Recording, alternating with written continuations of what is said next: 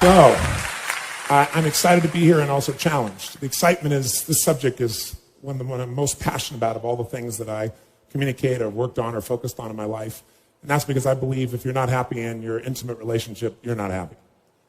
Because no matter what happens, no matter how much love we have from our children or how much we accomplish in our lives and how much we achieve, I personally believe in our soul, everybody wants that experience of aliveness.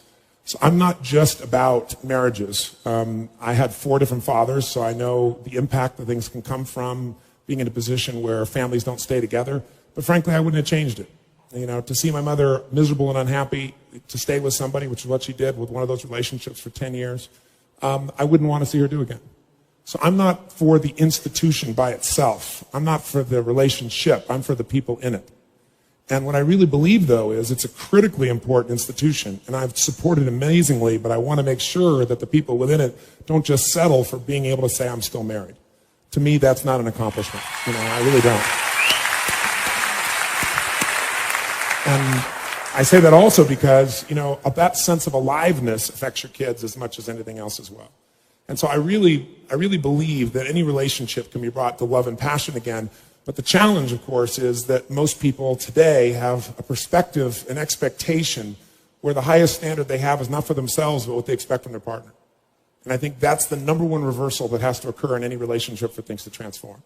That as long as we're looking at what am I getting out of a relationship, then we're going to be disappointed, we're going to be frustrated, we're going to have challenges. And so my view of things is to shift that with people. And to do it in a very practical way is to really shift both parties, but also I focus on both male and female. But it is true that most men I really do care, but they're not armed with the understanding of females. But I think understanding that and being actually applying it in an impactful way are 2 different things. And I think the awareness is the first step, but then training yourself so you can feel successful, because most men, and I think to some extent a great deal of women today, do not feel like this is an area they can be successful in. When you talk to people about the areas of their life that they feel strongest in, you'll almost always find they're stronger in their career, they're stronger in their relationship with their kids, they're stronger even in their body than they are in their relationship. And it's because it's so difficult when you're dealing with a person who is, got all these energies and thoughts and feelings that are completely different than you.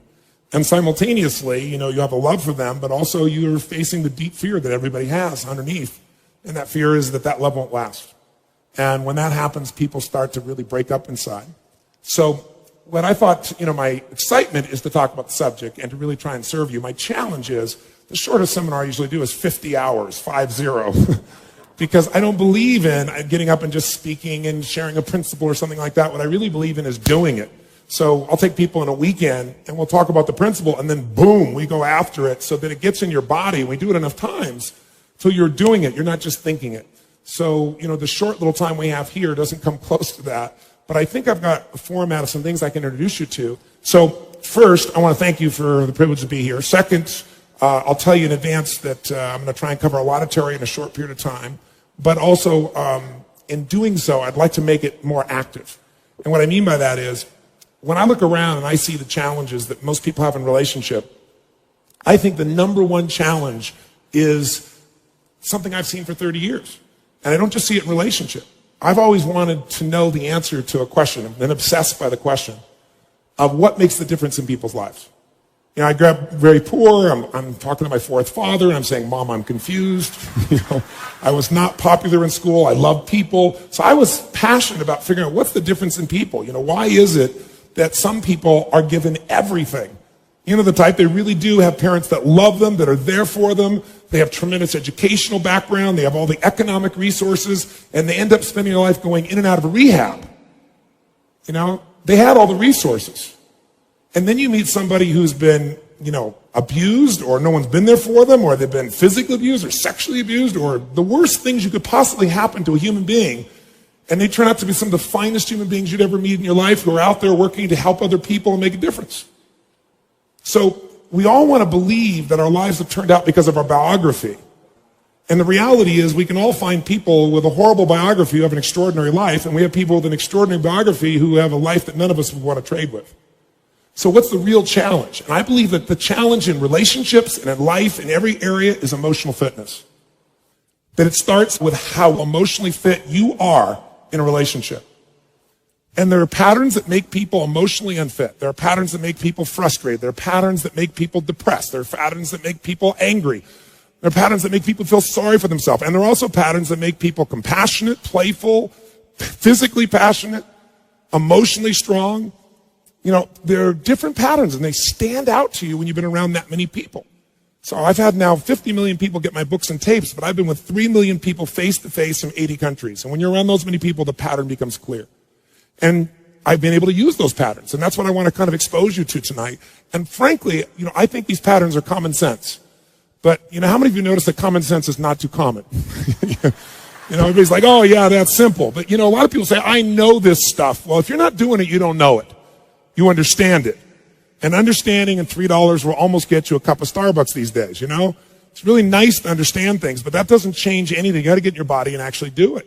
But I've learned enough of these patterns that now, over the last, 20 years or so, of the 30 years of my career, I'm the guy that gets the call when the fire starts. You know, when the athlete is burning down on national television and something's got to be done right now to turn them around. And, I either get them or I don't. And for 30 years, I've gotten them. That's how I've built my reputation. And that you've got to produce results right now. And I'm able to do that because of an understanding of these need structures I'm going to talk to you about. Or I get the call when the child is going to commit suicide, or the adult. And in 30 years, knock on wood, I've never lost one suicide in 30 years. That doesn't mean I won't someday, but I never have, not one single time out of the thousands of suicide attempts. And it's again because of understanding these needs I'm going to talk to you about. I get the phone call, in the middle of the night, true story, and it's the President of the United States saying, Tony, they're going to impeach me in the morning. What should I do? And I say, could you have called me sooner? True story, So in the experience of looking to make those changes and looking at how to change, same thing in relationships, couples that are gone, the films that I wanted to make with Chloe, I said, let's not make films with couples that have troubles. Let's make couples that look like they've gone beyond the edge. By anybody's estimate, there's no way to turn it around. Because by that extreme, when someone watches the film, they look at their own life and they go, oh my God, these people can do it. And they did here, I could do it too. That's the contrast we want. But the basis of all that I do comes down to knowing that the difference in your life, your relationship, your physical life, your emotional life, any aspect of your life comes down to this sense of psychological strength or emotional fitness. And what I mean by that is this. Let's go straight to relationship for a second. What is relationship really about? Intimate relationship. Well, other than a friendship, the only difference between a friendship and an intimate relationship should be intimacy, which is why we call it love and passion. So just hanging out together for the sake of the kids is not something we're talking about here. Now, if you're going to have that incredible relationship, it's all based on emotion. It isn't based on logic. When you fall in love with somebody, you don't make a checklist and go, I like this, hate that, this is good, hate that, this is good, don't like that. How do you fall in love? What do? You focus on every little thing you could possibly like or love about this person, and you fully associate to it every way, and you tell all your friends until you make them sick, right? And you're talking about him, you think of this person, I love when she does this, I love when he does that, that's an amazing, and you're talking about him, you're thinking about him, and you put whole bottles of cologne on, and in the middle of the night, you take extra showers, in the middle of the night, you're thinking about him, you call him up, it's 2 o'clock in the morning, and you go, I was just thinking about you, sorry to call so late, but were you thinking about me? And they say yes, and you're like, ha. Who's been there? Raise your hand and say I. Yes. Now, if you're not raising your hand, we really have problems for you at this stage, right? So what's interesting is that experience, how long does it last? That was really a long, quiet answer to that one. Can it last forever? Yes or no? Yes or no? Notice I got people that work with people in their relationships saying, no, that's not encouraging. Yes, because many people in this field think, oh no, that's a phase in the relationship. That phase, where everything is just la la la beautiful, and having that expectation is, that's what's wrong with people. They need to lower their expectation and get realistic about marriage. That is not what it's about. I want to tell you something. I've spent the last 20 years of my life interviewing people that are having amazing relationships, who've been together 20 and 30 and 40 years, and they don't just hang out, they love each other, and they're passionate for each other. Passionate. I interviewed a couple who came to one of my seminars. It wasn't a relationship seminar. And they're at a program I called Date with Destiny that I do. It's a 6-day program. And for 5 days in a row, this couple sat in the front row. He was 92 years old. She is 89. And they were playing so full out. I mean, so full out. Because my seminars are not about just sitting and listening. We do stuff. But during any break or sense of a break, they were touching each other, holding each other. And it was getting out of control. It was like, get a room.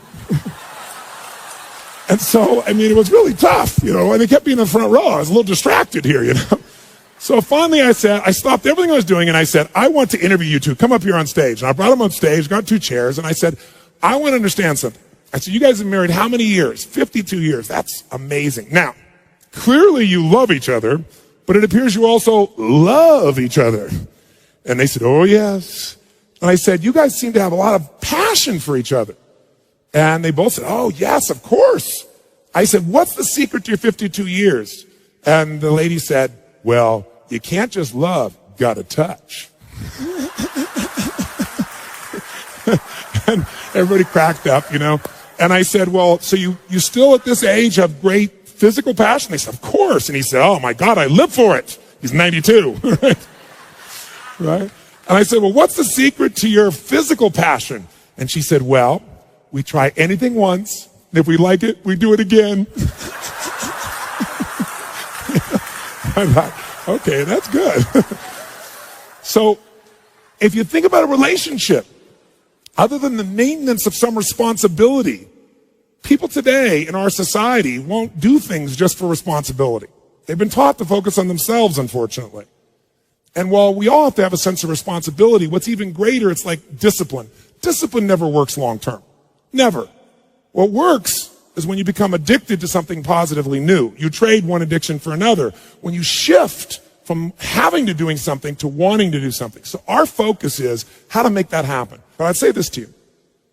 If you want to change a relationship, the number one thing you have to do is master your own emotions. If you don't do that, forget it. There's no hope. And what's wonderful, though, is it's easy to do if you know how. But none of us have been taught really emotional leadership. Emotional management is the very minimum, much less how to direct and shape ourselves. I don't mean faking your emotions. I don't mean pushing them down. I don't believe in positive thinking, although you may think that from watching, some of the media coverage, because people see me in an audience and there's 12,000 people and they're jumping and leaping and people go, oh, they're just in this motivational stuff. It's not that. It's that energy is part of life. And if you're sitting passively listening, you're not going to be able to listen very long, certainly not 50 hours, anything like that.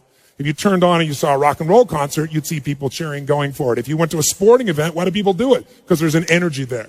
So I create that in those environments. But I'm not into positive thinking. I'm not here tonight to tell you to go to your garden and say, there's no weeds, there's no weeds, there's no weeds, there's no weeds.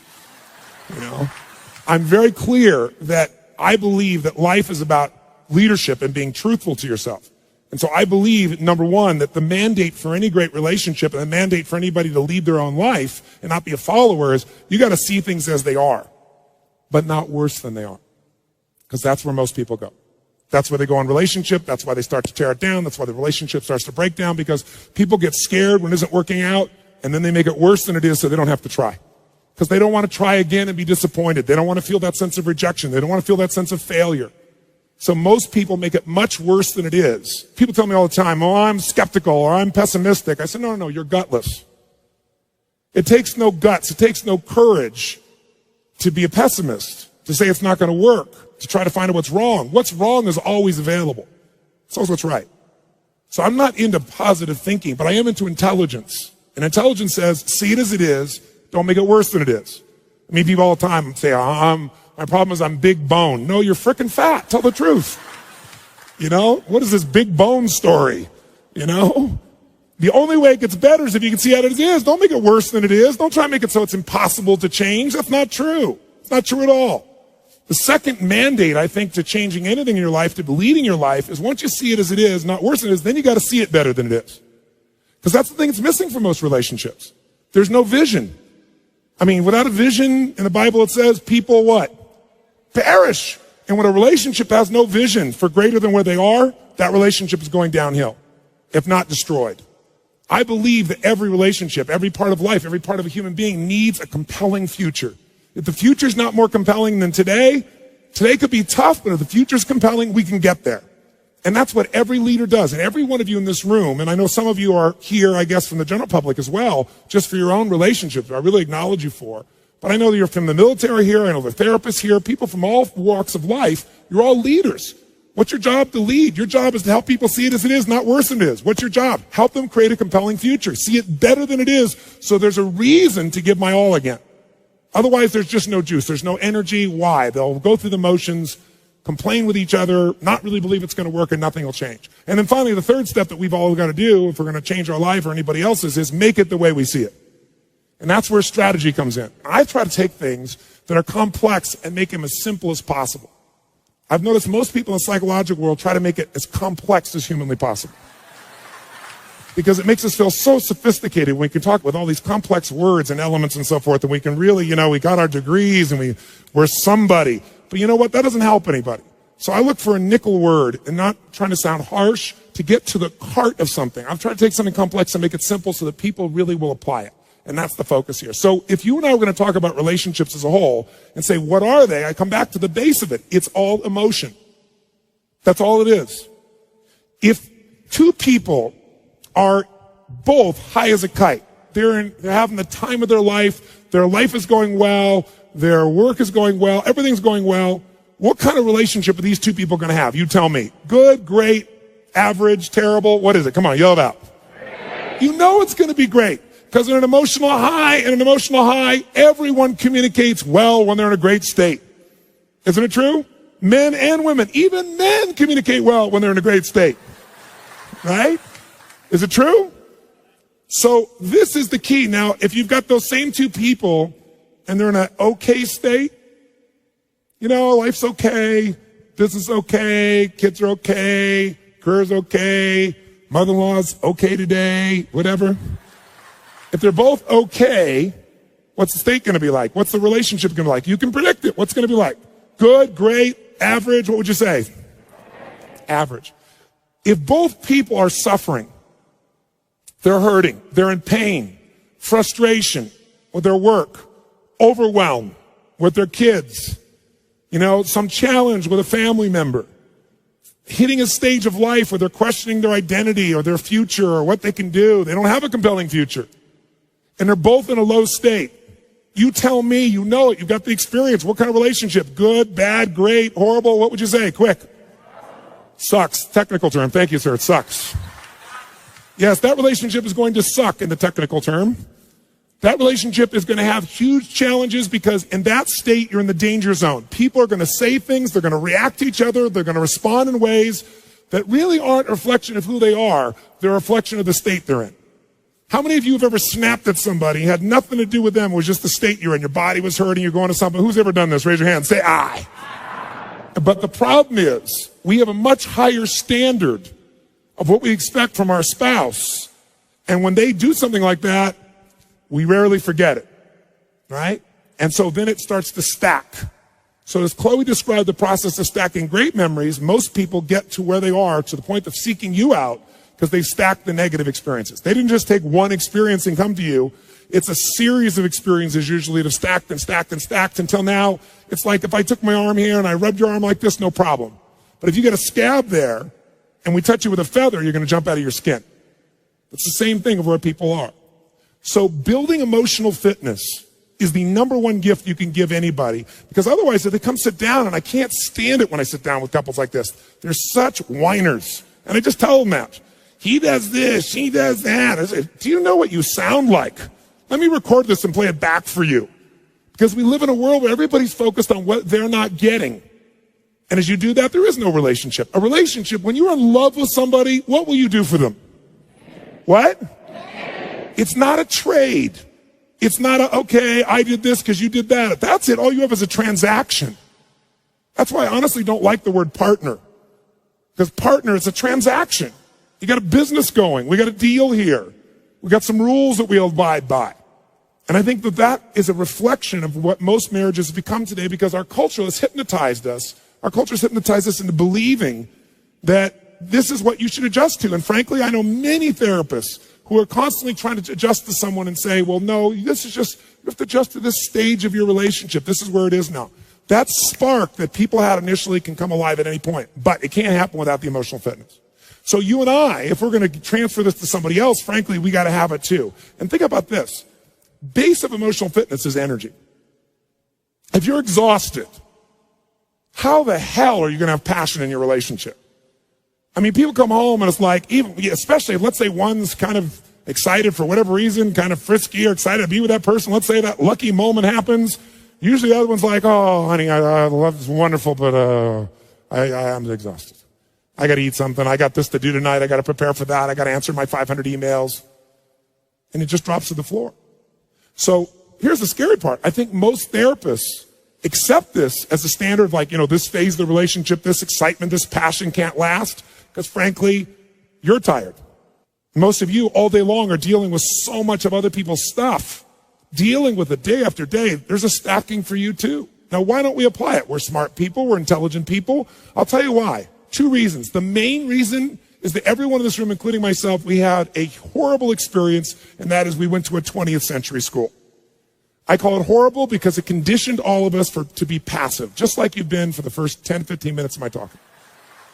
You're all in your classroom. I can see you. You're being very nice to me, and I'm very grateful for it. But see, what did a 20th century school prepare you for? It trained you since you were 4 or 5 years old to get you ready for a job in the 20th century, which no longer exists. The 20th century job, you were going to be an industrialized job. So the bell rings at school, and what do? You immediately report to your desk, your position that later on you would report to, right? Thinking you'd be getting a job on a line. And then when you get there, what are you supposed to do? You're supposed to sit down, shut up, and wait for someone to tell you what to do. Don't speak until they tell you what to do, and then do that. And by the way, do not talk to your neighbor. How many heard this growing up when you were in school all the time? Say I. Me too. Now, I was a talker, so I was in trouble. I had a 5th grade teacher, Mr. Giles, that used to drive me crazy because he wanted silence all the time. Every minute he wanted silence. I think he just hated kids, so he was just like really quiet. He used to make me write these 10,000 word essays. Why I will never talk again in class. I wrote 6 of these in his class, 10,000 words each. I went to my high school reunion, true story, my 10-year high school reunion. There were several teachers there. There's Mr. Giles. I went up to him. I said, this talking thing worked out pretty good for me.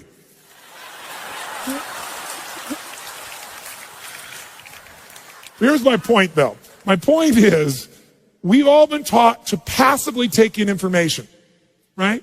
So as you're sitting here right now, even if you're having a good time going, well, this is interesting, or this makes sense, or man, he has big teeth, or whatever you're thinking inside your head, if you're sitting here and you're passive, even if you're having a good time, the state of mind you're in gets linked to what you're learning.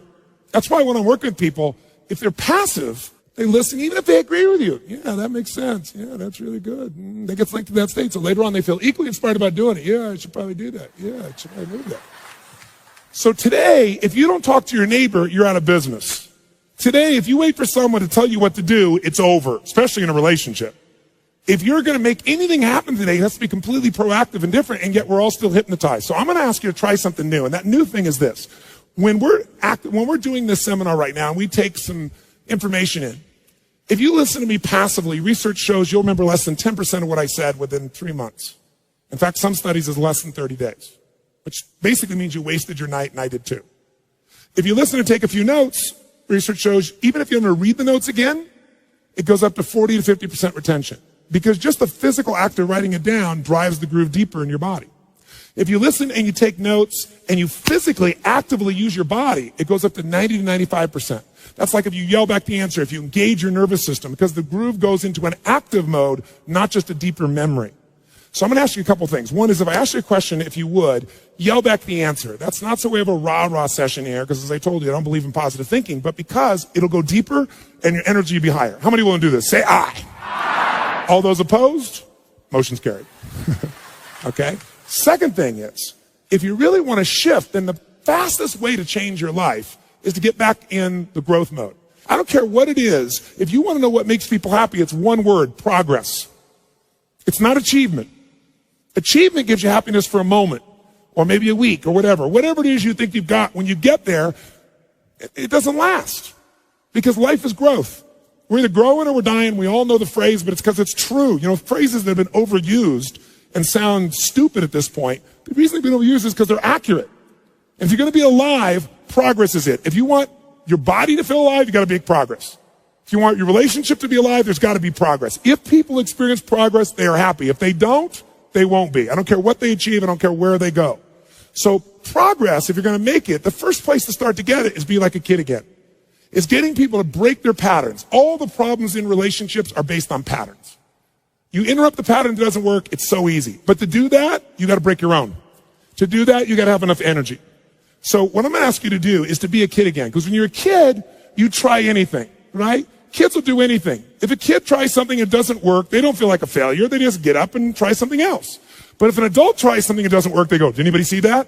No, never doing that crap again. It's bizarre. So here's what I believe. What's missing from relationships, what's missing from people's lives. Most people have a low standard for what they expect from themselves. That's it. That's it. Sorry to be so simple, but that's it. And so the way to raise your standard around is get around where it's better and let something hit you. Because most people don't have great role models. And when it comes to physical body, I started noticing all my friends talking about, oh, I'm getting old. And they were 48, 45 years old, 40. So I decided I'm going to spend the next year interviewing people that are over the age of 65. I'm going to seek them out and find them who are role models for me, because I want people over age 65 that are extreme athletes that are performing better than 25 and 30-year-olds. Because I'm going to find out what it is that makes them tick. Because that's what I want. I want a long, passionate, extraordinary life.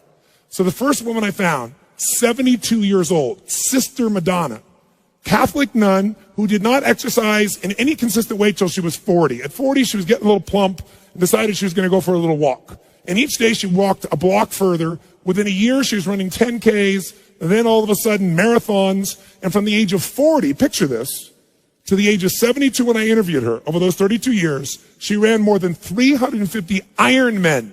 Now, I mean, this is unbelievable. I want you to picture this. Waking up on your 71st birthday, you fly to Hawaii to celebrate your 71st birthday. You wake up that morning and decide the way you're going to celebrate your birthday is to run an Ironman. So you get up in the morning, you're 71 on your birthday, and you run a marathon. Then after your marathon, you go for what, a 2.5-mile swim. Then after that, you jump on your bike for 100 miles. Now picture this, you're at mile 45 roughly, and you are passing 35-year-old men. Better yet, pretend you're the 35-year-old man that a 71-year-old woman is passing. Sister Madonna got to mile, I forget the exact mile, but about 67, 68, 69. She was more than three-quarters. She only has like 25 miles to go, and the whole thing's done. And she's on the big island of Hawaii. And if you've not been there, it's beautiful, but it's desolate. Because you know what's happened is there's no trees. All the lava's come down and wiped out everything. So it's very rocky, and since there's no blockage, there's lots of wind, and the wind's picking up, and it's coming right at her, and she's coming to the end of this thing. She's, maybe got 25 miles to go, and the wind's picked up to 35 miles an hour, then almost 40 miles an hour, and she became a flying nun. It kicked the wind, smacked her and her bike, lifted her and smashed her on the rocks. She broke her hip, split her clavicle, cut her face. They took her away in an ambulance. The next year, they started a vote, and they were deciding that they were not going to let anybody over the age of 55 do this because it's too dangerous. So she protested and came up and did it again at the age of 72 and completed it. How's that for some determination, huh? Think of those standards. Think of what's possible. The average person, I'm tired, I'm stressed, and they're 50. Right? I interviewed a man 98 years old. A way I met him is at the New York City, each year they have a race up the Empire State Building, up the stairs. And obviously most people running are 20, 25, 30 years old, maybe 35. 98 years old, running up the Empire State Building steps as they warm up to the Boston Marathon. So here's what I say to you. If you want to bring a gift back to the clients you work with, the first one you better bring is a renewed energy. A different standard of what you expect from yourself, because the energy is transferred to people. Words by themselves don't do it. If you take these words and you think of words like a little stick pin, you buy a box from a little stick pin, that's a word, and I throw it at you. Will you feel it? Maybe. But if you wire to the back of it an iron bar called emotion, boom, you can put that right through somebody's heart. And it's hard to do that if you don't rejuvenate yourself. So here's what I like to do. Ever seen a kid walk through a living room and they kind of you know how old somebody is by the way they move, don't you? The older somebody is, the less they move. Total rigidity is also known as death. And did you ever watch a kid do this when they're a kid? They're kind of walking around, they walk through the living room like this, and all of a sudden they go, woo! And they just keep on walking like nothing's happened. Whoever did this when you're a kid, come on, say I. Okay, well, I want you to get in that kind of a playful mode. My way of looking at this is this. If you're not a kid, you're not flexible. If you're not a kid, you're not still learning. If you can be in that mode, you don't take yourself so seriously, you can add so much more value. So my view is, at 47, I'm still a kid, and the way I use this is this metaphor in my mind. I imagine that my metaphor for life always as a test is if I'm walking along and there's been a big rainstorm, and now there's a big puddle in your way. Regardless of your chronological age, your psychological age is the one that affects you, isn't it? I mean, these people I talk to you about, chronologically they're old, but psychologically they're much younger than 20-year-olds. So if there's a puddle in your way and you're an old person mentally, how do you deal with a puddle? Come on, guys, what do? No, you don't just walk around it. You walk around the puddle and moan while you walk around it. Isn't that what old people do? What does a kid do when they see that puddle? What do? Wham, right? How many of you are willing to be a kid with me for just about 90 minutes? You can always go back to being an old fart later if you want to. Raise your hand, say aye. Okay, I'm going to give you a test. Stand up.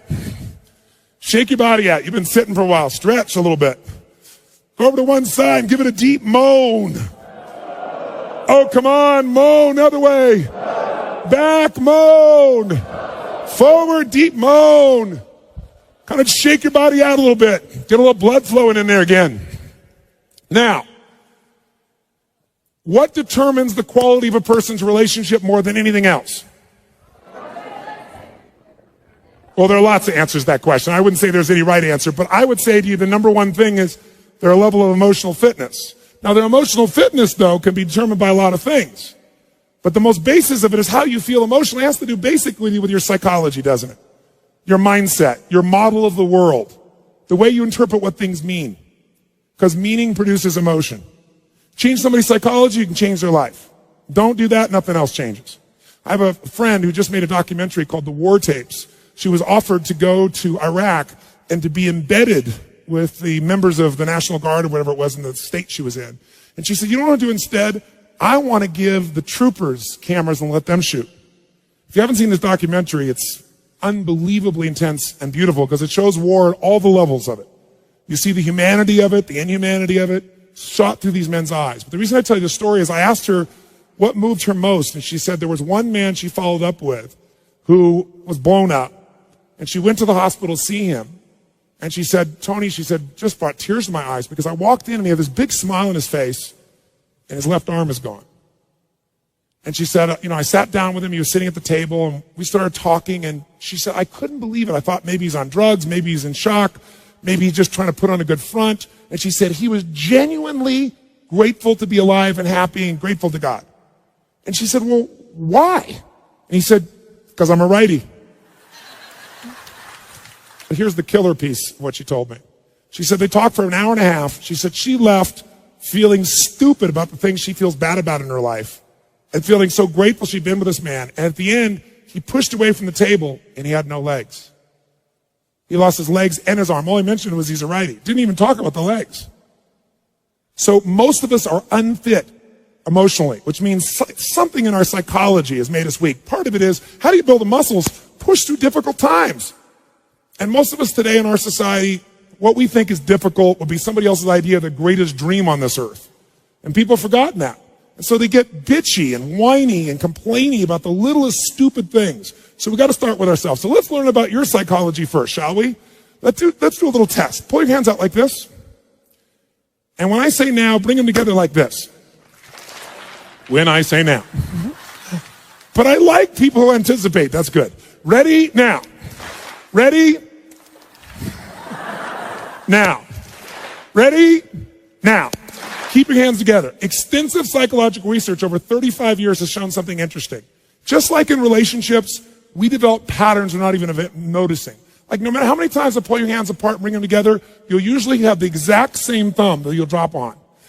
If your left thumb is on top of your right thumb, research shows that the driving force in your psychology is the desire for sex and you're an incredible lover.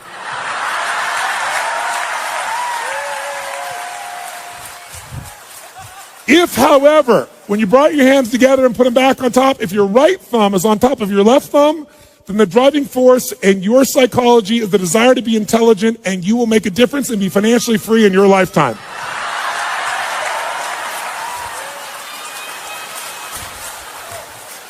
Check out this man. He's got a thumb fight. Do I want the sex or the money? The sex or the money. If your thumbs didn't cross, they just lined up equally like this, it means you think you're sexy, rich, and smart, but you're none of the three and never will be. This has nothing to do with anything, just making sure you're awake. Okay, shake your body out. Okay, how many agree that if your emotion is high, you can deal with stuff a hell of a lot better? Say aye. How many agree in a relationship's a hell of a lot better when you're high? Say aye. Good. Then let's see how to go from high to low and how you do it.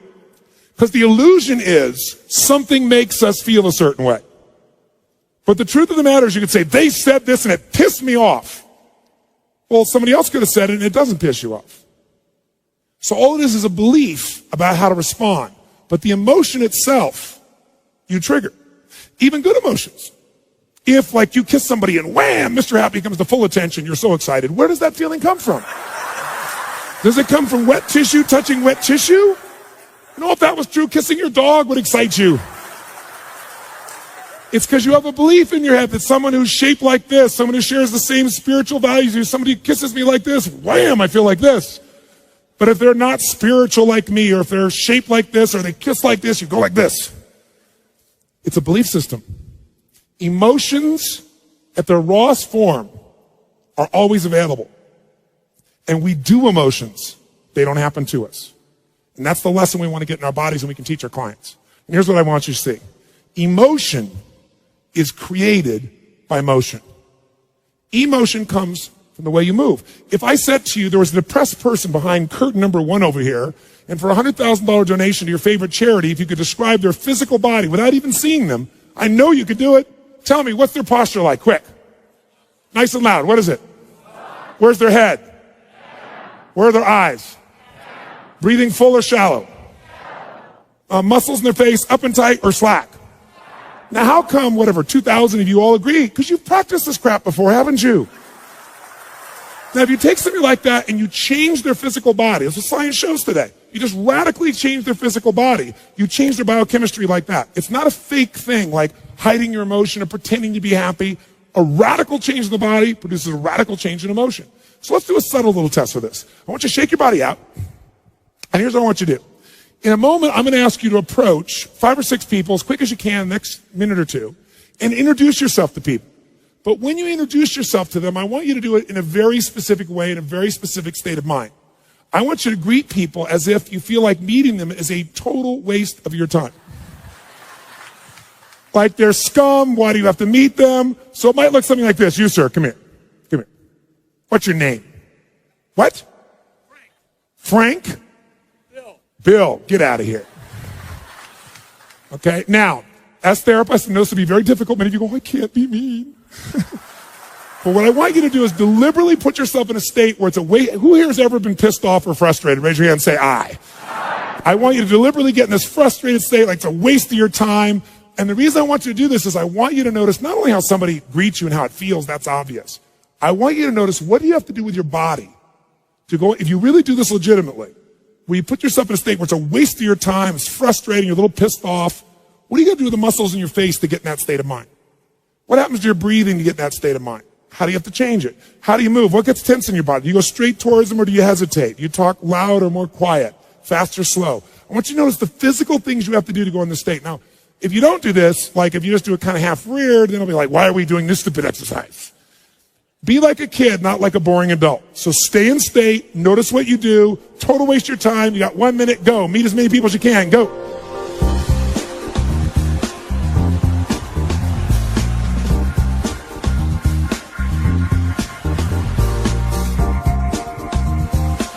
Now, shake your body out, get out of that state completely.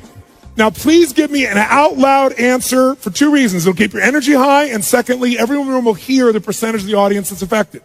So first, did you have to change your body to go into this state? Yes or no? Yes. Did you change the muscles in your face? Yes or no? Yes. Did you change your breathing? Yes or no? Yes. More full or more shallow? Say it again. 2,000 people, different belief systems, different backgrounds, all saying the same thing. Did you talk more loud or more quiet? Faster or slower? Now notice, you all have different backgrounds, belief systems, values, come from different parts of the world. Who here's from a different country than the United States? Raise your hand. Who here's from a different country? Look at this. And you're all saying the exact same thing. Here's why. What is universal in all human beings, what God has created with us, or nature, whatever your belief system is we have the same neurology. If you use it one way, you'll produce one emotion. Use it a different way, you produce another emotion. It has nothing to do with your partner. And when you get it, you can change it. So let's try something in a different state. Shake your body out and be like a kid again, not a boring adult. And here's what I want you to do. This time when you greet people, we're going to do it in a different state. I want you to greet people as if you're deathly afraid they're going to reject you. Now, who here has ever failed to do something because of a fear of rejection? Anybody in this room? Say I. Okay, good. Then you know what I'm talking about. But here's what I want you to do. As adults, we cover up this feeling even from ourselves. We try to hide it. I want you to exaggerate what you do, so you'll notice what you're doing on a more subtle level. So you really be like a little kid. So it might be like this. You might go, sir, come here. Come here, you, sir. You, yeah. Hi, how you doing? What's your name? What's your name? Bill. Bill. Nice to meet you, Bill. Wow, you got a strong voice. Oh, thanks. And I want you to exaggerate what you do if you're deathly afraid they're going to reject you. Notice what you do differently with your face, your voice, your body, your breathing, your tension. And see how it's different than when you're pissed off. Get to as many people as you can. Stay in character. Definitely afraid they're going to reject you. Go, go, go.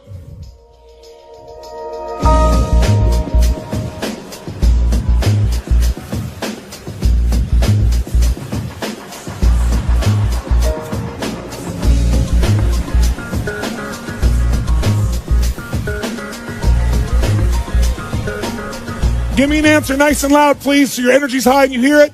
Did you have to use your body very differently to go in a state of fear of rejection than pissed off? Yes or no? Yes. Did you change the muscles in your face? Yes or no? Yes. Did you change the way you were moving? Yes or no? Yes. Did you change your breathing? Yes or no? Yes. More full or even more shallow than when you're angry? Which one? Say it again. Mm-hmm. Did you talk louder or quieter? Faster or slower? Again, 2,000 people roughly all saying the same thing. Interesting. Because in order to feel a fear of rejection, you got to do something in your body regardless of what somebody says. It's something you do. It doesn't happen to you. Let's do one last one. Shake your body out. Try a different state. This time, I want you to approach people as if whether or not they like you or not will determine whether or not they do business with you or not, which will determine whether or not your children eat next week. In other words, if they don't like you in the first 3 to 5 seconds of meeting you, and people would never make such a judgment so quickly, would they? If they don't like you in the first 3 to 5 seconds of meeting you, then in case you don't have kids, everyone you care about dies like pigs in hell. It's that important they like you. Let's see if you use your body differently. Ready? Go, go, go.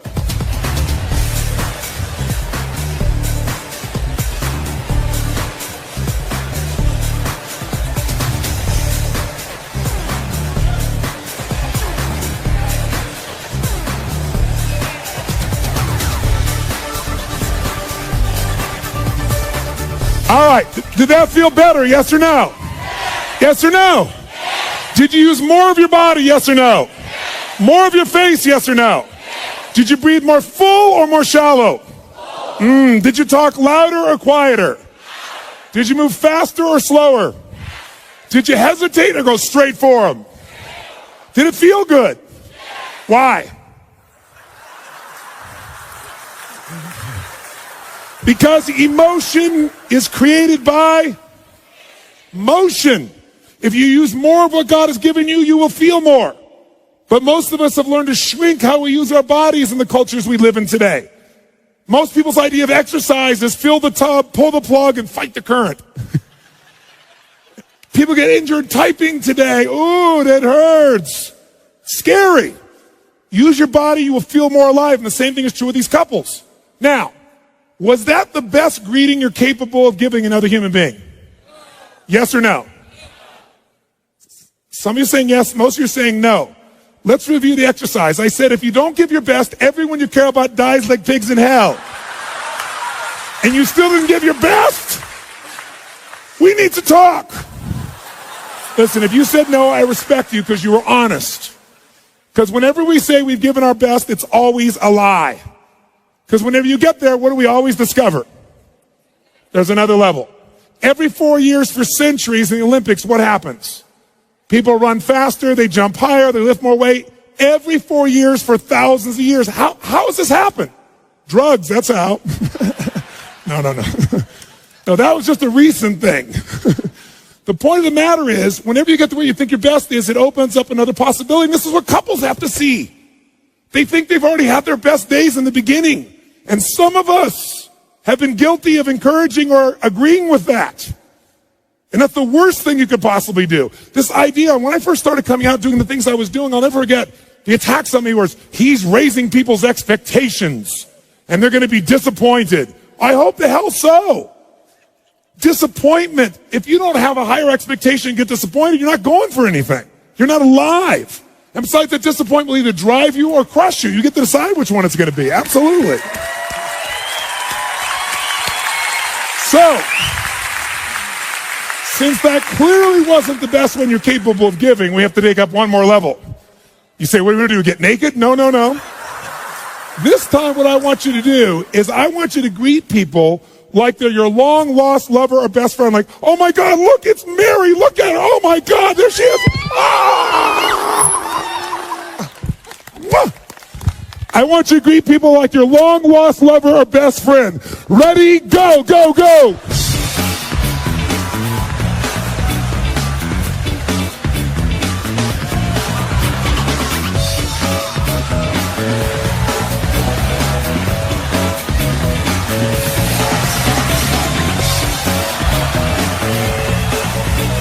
Did that feel better? Yes or no? Yes or no? Did you use more of your body or less of your body? More of the muscles in your face or less? Did you breathe more air in or were you more shallow? Yes. Did you talk faster or slower? Did you hesitate or go straight for them? Did you talk louder or quieter? Did you touch them? Oh yeah. Did it feel good? Why?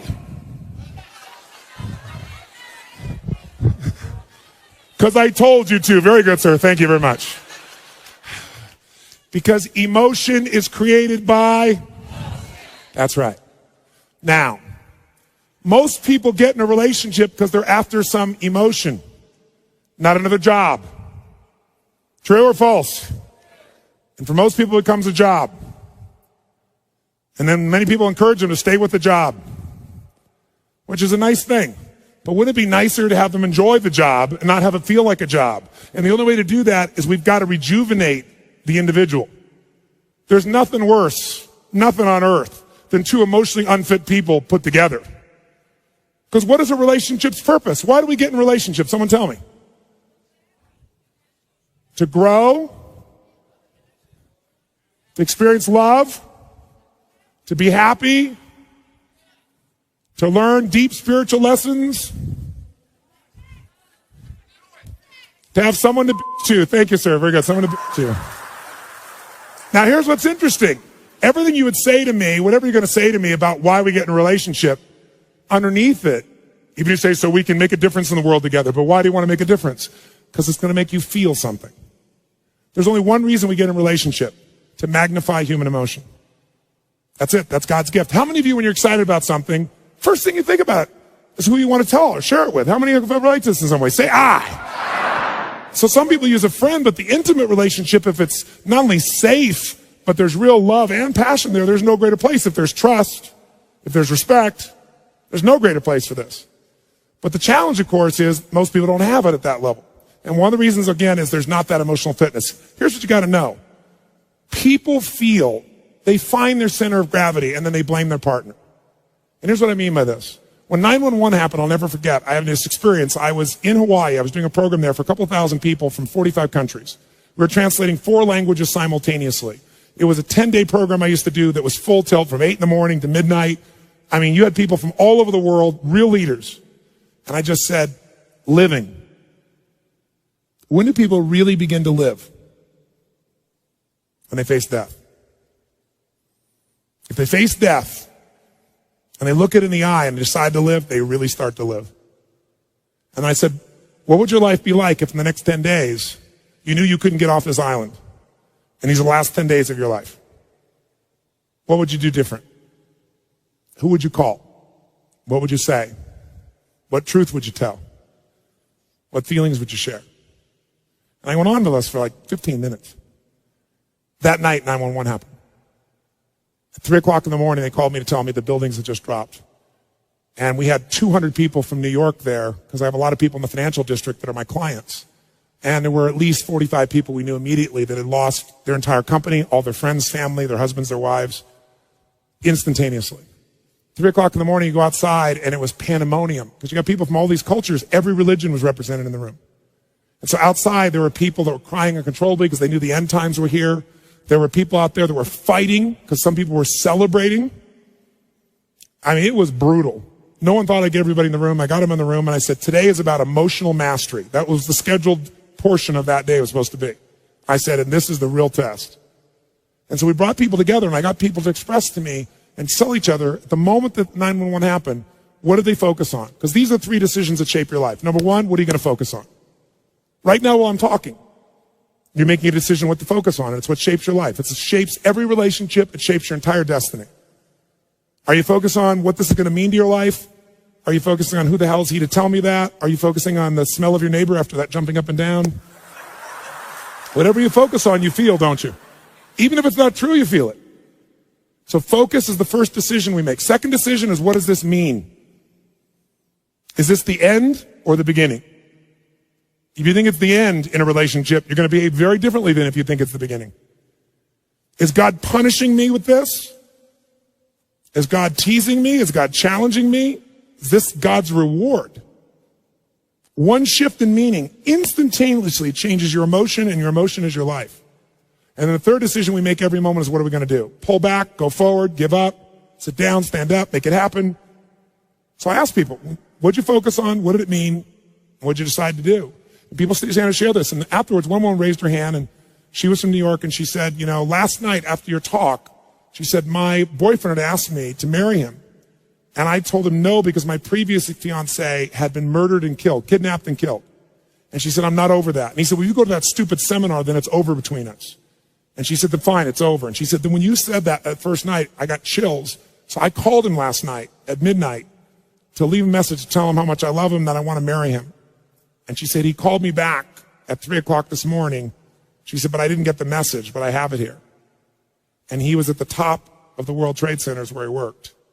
And she actually has a voice. She was on Larry King later on sharing this. And he plays this thing on and he says, honey, I can't tell you what it means to me to get your message and to know that you love me. You can't imagine how much I treasure it. And he said, unfortunately, I have bad news. He said, I don't know what's happened, but the whole building's on fire. And he said, I'm not going to get out. And he said, so I just want you to know, he said, that I love you so much and that you've touched my heart and my soul so much. And if there's only one thing I could say to you is, you must be asking why God would do this to you twice with 2 different men. He said, I don't know, but maybe it's a lesson, honey, that whatever you do every day of your life, love and don't ever hold it back again. Don't hold back love. Don't hold back anything. Love every day you've got. I love you. And he hung up. Everyone in the room is crying uncontrollably. And then the first man who stands up is a man from Pakistan. He says, I just want to say I'd like to hold your hand and say that I feel sorry for you and cry with you, but frankly, I'm from Pakistan. I'm a Muslim. This is retribution. It was like a war broke out in the room. And so I brought him on stage, and I brought a man on stage who was an Israeli man who truly was, to say the least, more than upset with this man. He has family in the occupied territories. He worked in the Twin Towers, so if he'd been there that day, he'd been dead if he wasn't at the seminar. And we merged these people. But the biggest lesson I got, and they became friends, and they worked together for peace, and it's been, 5 years, whatever it's been now, 6 years. The bottom line, though, is this. I noticed something that day. Angry people got angry. Sad people got sad. Worried people worried. Loving people loved. This one woman was so pissed off, so I went around and asked her about things. She wasn't from America. She knows no one in New York City. This didn't affect her in any way, and yet she was raging about this thing. I said, you just get pissed off all the time. You use rage all the time. And she kind of smiled and goes, well, it's kind of like jet fuel. I brought up this woman who worked in the hospitals in New York, and she was guilty that she wasn't there to help people. But as you dig underneath, she always finds a way to be guilty. Here's my point. People, how many of you know somebody who always finds a way to be pissed off no matter what happens? How many know somebody like this? Say, I. And how many of you know somebody that isn't funny, but they think they are? And they laugh so hard at their own jokes that you find yourself laughing too. How many got somebody that say, I? Who do you want to be with? Not hard to figure out, is it? Emotions are a habit. And when we go to relationship, all we do is magnify them. And then we find reasons to back them up. Those people used 911, as horrible as it was. I said to them, all of them, if you're feeling this sad, you're going to feel this sad, as horrible as it is that 3,000 people died. Guess what? 4,000 people die of cancer and heart disease every day in this country. And they're men, women, children, aunts, uncles, mothers, and you're not sitting around crying about them every day. Why are you so selective in your compassion? Because what we did is focus on it, and then people use that to produce an emotion. That's what people do in a relationship. You want to change a relationship? Change the primary emotion that person lives in. You want to do that? Retrain their body is one way. Only one. I'm going to give you a couple, but that's one. And the best way to do that is only if you can done it to yourself. So let's take this up one notch. Shake your body up. And notice if you sat down already, that ought to give you a clue that energy may not be at the high top of your list. Okay? It's like, oh my God, let me sit down and get comfortable. I'm not being critical of you, but just notice if you went for the path of least resistance, that's not signing up real well for your ability to transfer that to somebody else. So, but it's a new muscle, so let's use it. Let's do this. How many of you would like to have more joy, more excitement, more passion, more ecstasy in your life right now? Raise your hand, say I. And if you really want it, you got to do it. Because emotions don't just hit you, they are triggered, and you can trigger them through motion. So here's what we're going to do. Shake your body out, and in a second here, we are going to shake this building with our energy. What I mean by that is, we are going to celebrate for no good reason. And here's why I say that. You don't need a reason to feel good. Why do you have to justify feeling good? And if you think that's weird, think about this. Most people don't need a reason to feel bad. Isn't it true? How you feeling? Like crap. How come? Woke up. And people go, I understand. But if you say to somebody, how's it going? I feel so good. How come you feel good? I don't know. I just feel good. Take that guy to the funny farm. Isn't it sick that we live in a culture that if somebody's happy, we want to know why. But if they're sad, we understand. That's where it is. So we got to change that pattern. So here's what you're going to do. Most people in our culture never celebrate anymore. And a relationship without celebration is a dead relationship. It's dead. Celebration is a secret to joy. Joy in a relationship is the basis of anything. That's where love can grow. So one of the things we got to do is learn to celebrate. Now, when do people in our culture celebrate? Like go crazy like a little kid and it's socially acceptable. When? When you graduate from school. Yeah, I did it. I have to go to work. When else do people celebrate? Come on. They have their first child. It's a boy. It's a girl. And you hug strangers and it's beautiful. And everybody accepts it. Any other time you're weird. When else can you really cut loose and celebrate? You have your first orgasm. Good, sir. Very good. I did it. When else? That's right. Around the world, this is the weird thing about human beings, when a local sports team wins a national championship, show me. Come on, show me what people do. Come on. Yeah. We scream, yeah, we did it. What is this, we did it? You didn't do We did it, you watched. But I'm glad you finally make it okay to feel happy for a day. Isn't it a weird thing culturally that we're going to make our happiness tied to someone else's performance that we can't control just based on living in a city? But at least the city goes crazy for that one day. See, you don't need an excuse to feel good. How many got more than enough reasons to be happy and grateful for your life, for your health, for people you love? Say I.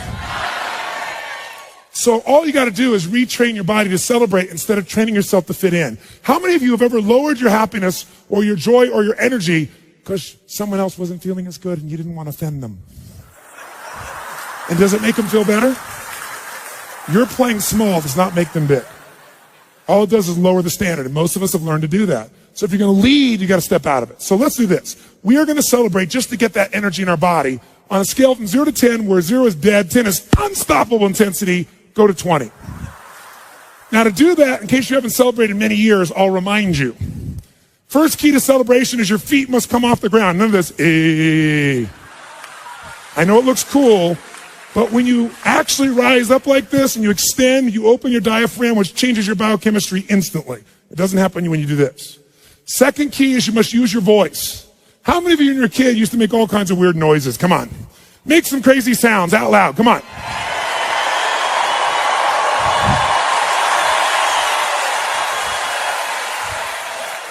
I got a question for you.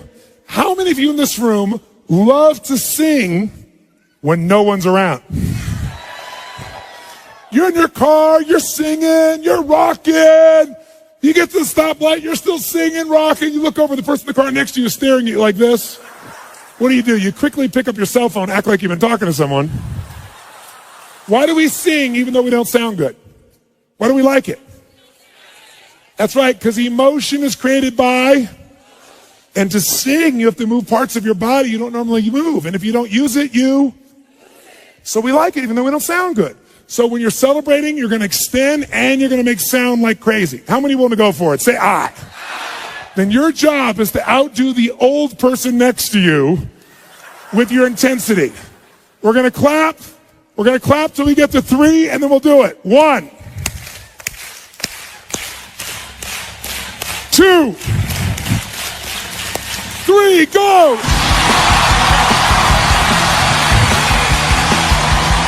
That's it! Come on! Come on! Use your voice! Get a high five from the people around you. Grab a seat. If you feel better than before, make a fist and say yes.